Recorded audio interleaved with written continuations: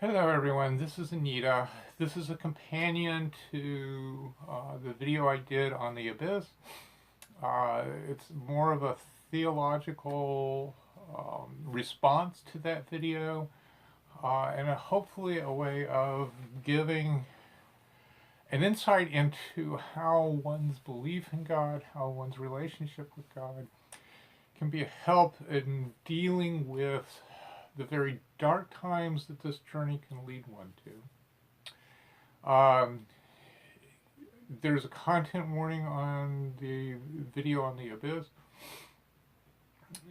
and I please pay attention to the content warning if you're struggling with ideas of suicide or with self-hate, with strong shame or guilt.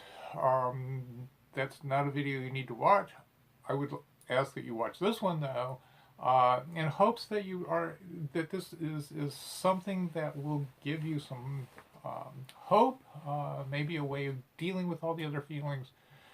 Um, and so this one is a theological response to the video on the abyss. And it grows out of the study I'm doing in the book of Mark.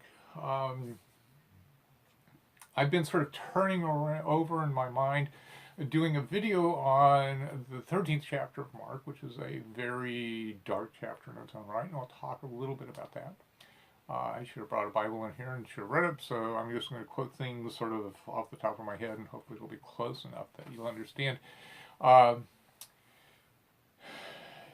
in the abyss, I talk about events that have happened recently that really got me to sort of that dark place. As I took a walk this morning. As I was walking, I was in sort of a contemplative frame of mind, which is part of the reason why I walk, and realized that I really could use this as a way of helping myself deal with those feelings in the future, but also maybe helping someone else, and hence this video on the theological response. Now, I mentioned the 13th chapter of the book of Mark. It is a very apocalyptic chapter.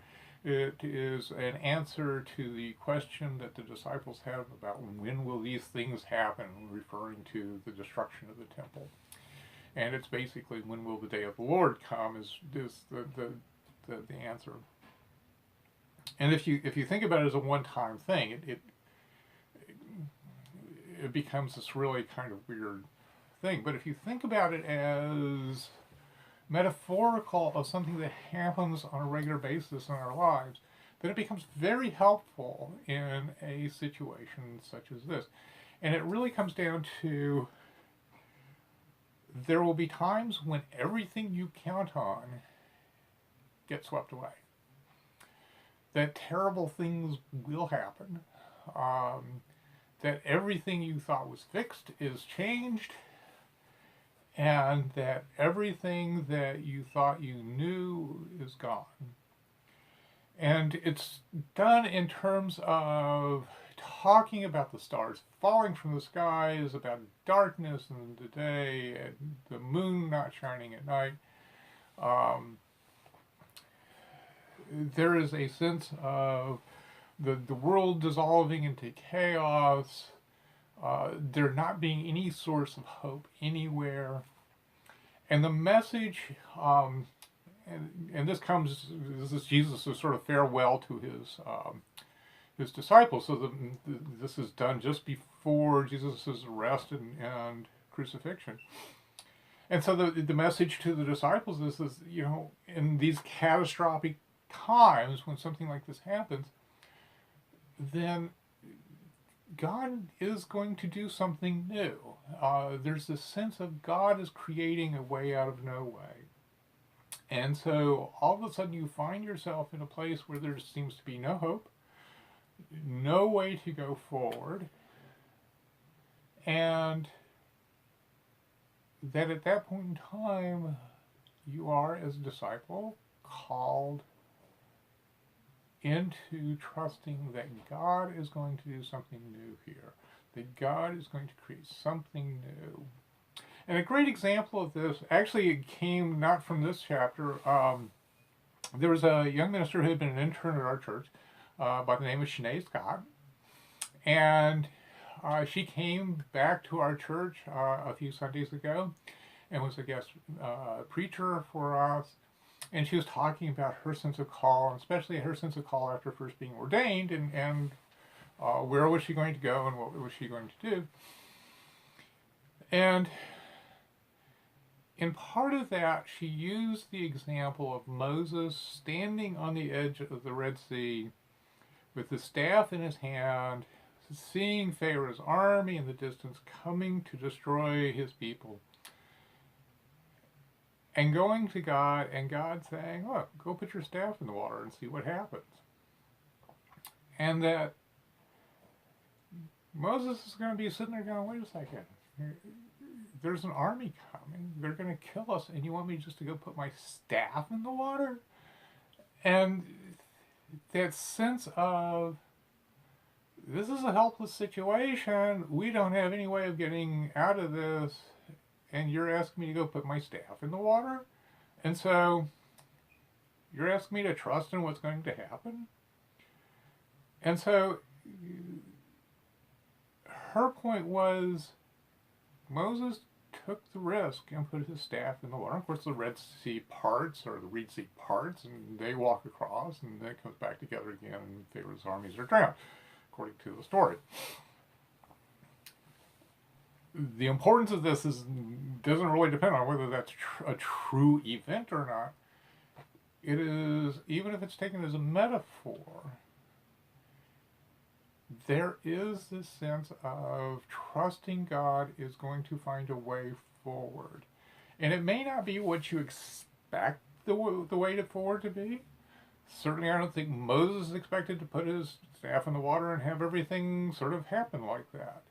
I think Moses was sort of hoping that fire would rain down from heaven on the Pharaoh's armies, and Pharaoh's armies would be defeated. Certainly would be what I would hope. And so starting to think about that, and then thinking about the 13th chapter of the book of Mark, there's this real sense of, Mark is telling us what's going to happen with the resurrection, what the importance of the death of Jesus is, the importance of the resurrection, that God's responding to the seeming absolute loss of hope in the death of Jesus, and is responding in a way that is unexpected. And that we as disciples are asked to wait for Easter morning on the Saturday before Easter. That if you think about that Saturday, Jesus is dead, they seemingly have no hope. There is nothing for them to look forward to. There is nothing, all their dreams, everything that they were planning, everything that they were hoping for, everything they expected was taken away from them.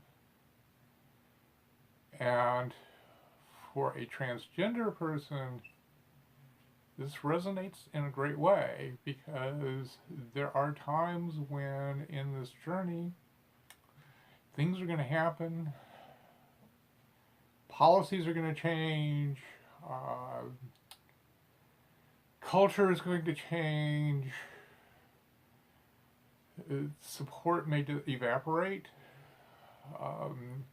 external support. You may be exposed to more self-hate, or more hate from external sources, not even self-hate, but from external sources. That there are ways that your own brain will take you to a place where, as I discovered recently, you lose the sense that you're even capable of being loved by anyone, God or human. And to understand that in those points and times, God already knows that you're going to be there, and that the message is, be awake and look for what is new coming into your life. And so right at the moment, I'm at that point where some of the things, not everything, but some of the things I was really hoping could happen in this transition seem doubtful. Seem like they have been taken away. Um, but I'm waiting to see what God does in response. Um, and it's not a passive, the other thing I want to say is it's not a passive waiting. There's a sense of, if I'm going to be awake at this, I have to be aware of what's going on. I have to be aware of options. I have to be aware of alternatives. I have to be aware of new ways of looking and understanding what's going on in the world around me.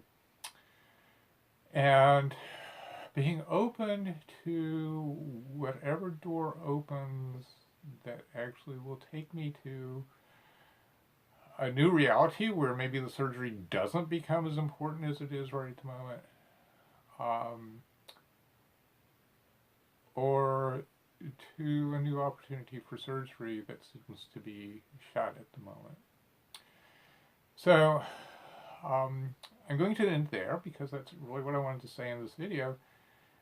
If you're dealing with the depths of self-hate, the depths of feeling that you're a loathsome being, that you don't deserve love, you don't deserve friends, you don't deserve